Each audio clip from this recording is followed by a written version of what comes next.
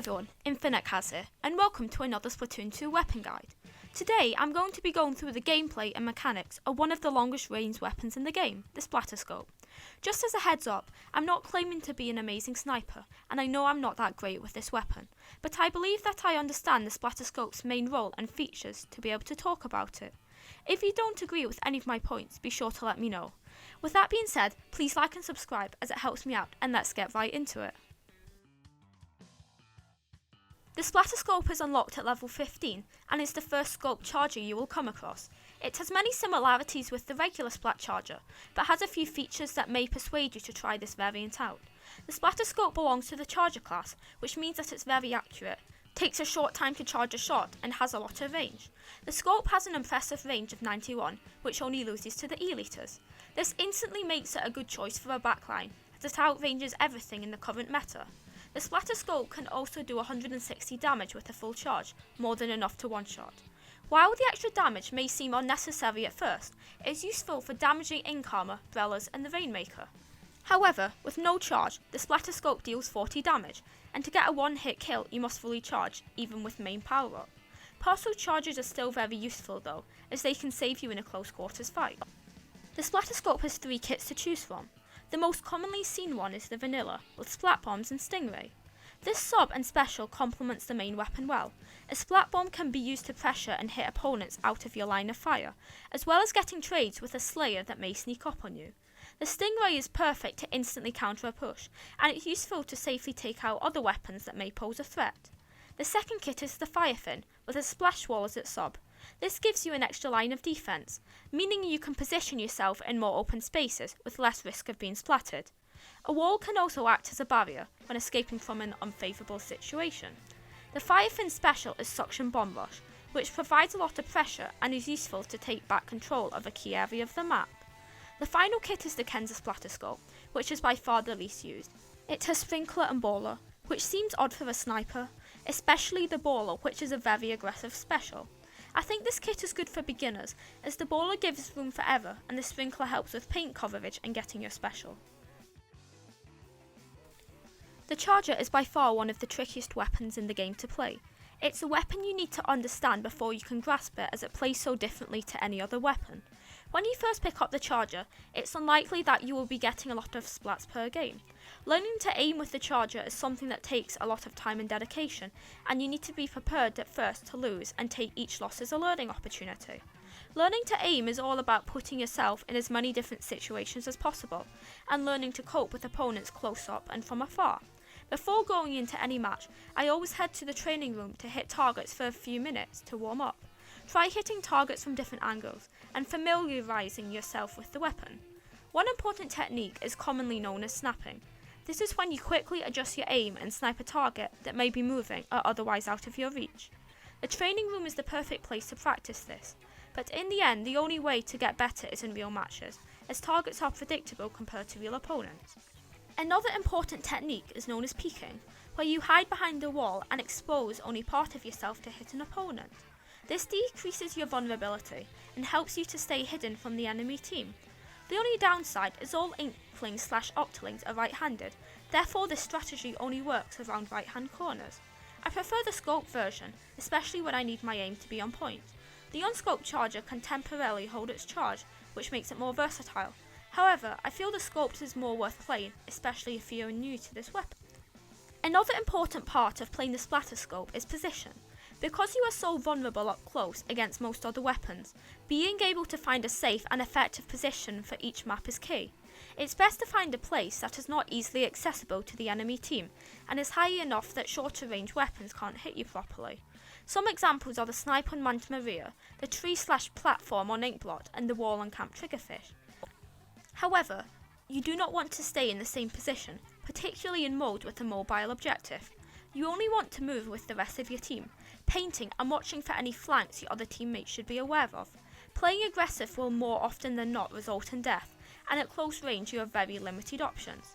To succeed, you need to be patient, and don't feel agitated if nobody comes within your sights for a while. You should be focusing on map control and conserving your special, as you are the backbone of any push. In ranked or with your team, Ray and Bomb Rush are perfect for support, and while you may not get as many kills as an inkjet, the pressure caused by using them can change the outcome of a match. In my opinion, the most important part of playing the Splatterscope is game awareness. At all times you should know what is going on in the match and where your opponents are. Playing in a team especially, you should be calling out as much information as you can to help increase your teammates' awareness. You should be the first one aware of a flank or counter push, and over time you should develop the skills to stop these before they become a threat to anyone else. You also are the main counter to other backlines, especially the ballpoint, which is prevalent in the current meta. The Splatterscope only loses in range to the E-liters, which are slow and rarely seen, especially in smaller maps and more mobile modes. This is the Splatterscope's main advantage, as with the skills you can reduce your death count to nearly 0 throughout a match. However, perfecting your aim will take many matches, and even top level players will miss crucial shots from time to time. The name of the game is prediction. You almost never want to aim directly where your opponent is. When they see your laser pointed in their direction, they will move away to avoid being splattered. To counteract this, you will need to predict your shot slightly. Aim your charger very slightly to the direction you suspect they will move, which is usually in the direction of their ink. However, learning to snap to counteract opponents that move around a lot is vital.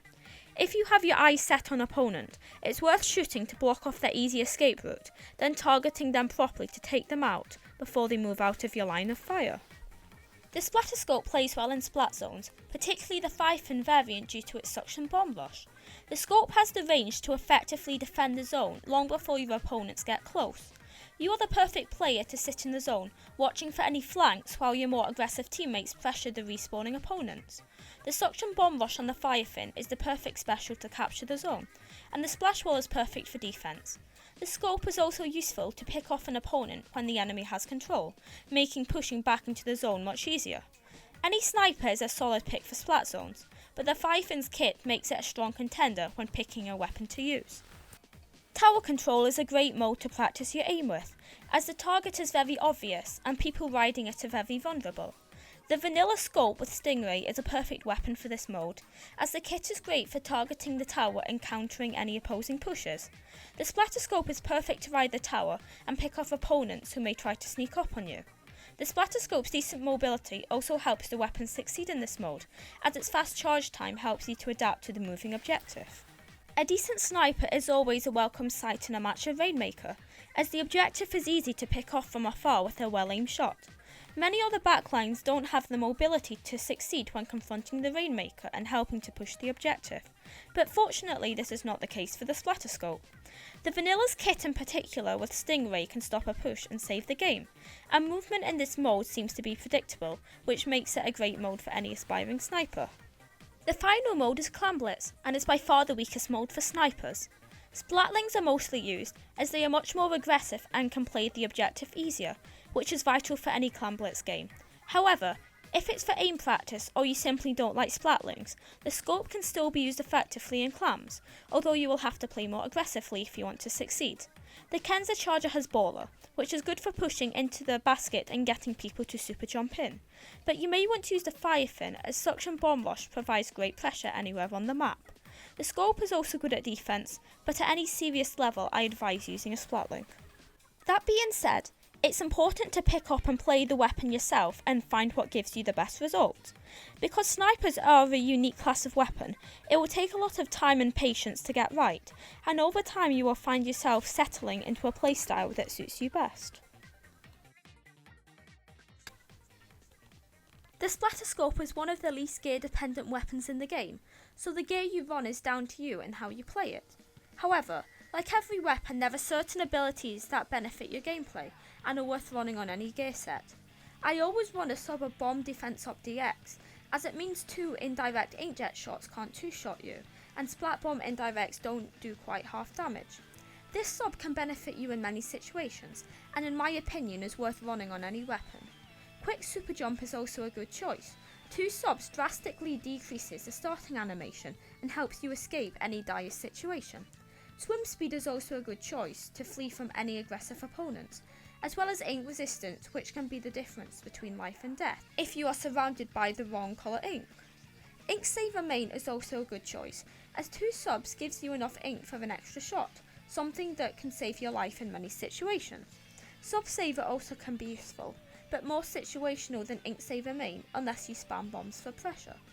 Ink Recovery is also a good choice, as it can help you in tough situations. Special Charge and Power Up are also great abilities to use, but how much you put on your set depends on how often you rely on your special throughout the match. A few unique abilities I want to touch on are Tenacity, Respawn Punisher and Haunt. Tenacity is a hat exclusive ability that charges your special when you're outnumbered. The more teammates down, the faster your special gauge charges. I think this ability can work in ranked, but at a higher level the main it takes up isn't worth it.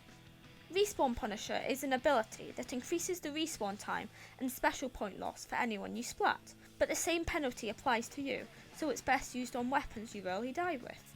The Scope can run this ability, but in competitive it's not worth the risk unless you are sure you will be killing people continuously throughout the match. I finally want to talk about Haunt. This reveals the position of the player who splats you, similar to thermal aim. As a sniper, this can help you track them down or tell your teammates about it.